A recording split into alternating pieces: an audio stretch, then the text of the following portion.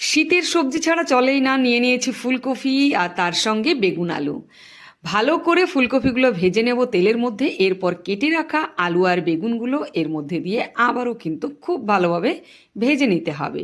আর খুব ভালোভাবে ভাজা হয়ে গেলে এটা কিন্তু সাইডে উঠিয়ে রাখতে হবে। এরপরে তেলের মধ্যে দিয়ে দিলাম পেঁয়াজ, আদা, রসুন, লঙ্কা বাটা, হলুদ গুঁড়ো এবং দিয়ে দিলাম গোটা লঙ্কা, 10 রকম জিরে গুঁড়ো, স্বাদমতো লবণ। এবার একটুখানি নেড়ে নিয়ে দিয়ে দেবো ভেজে রাখা ফুলকপি, আলু, বেগুন। খুব ভালোভাবে এটা কষিয়ে নেব। কষিয়ে নেওয়ার পরে এটাকে জল দিয়ে খুব ভালোভাবে সেদ্ধ করে নেব আস্তে আস্তে।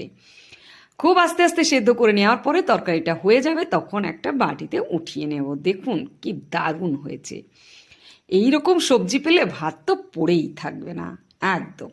শীতের সবজি ছাড়া চলেই না, নিয়ে নিয়েছি ফুলকপি আর তার সঙ্গে বেগুন আলু।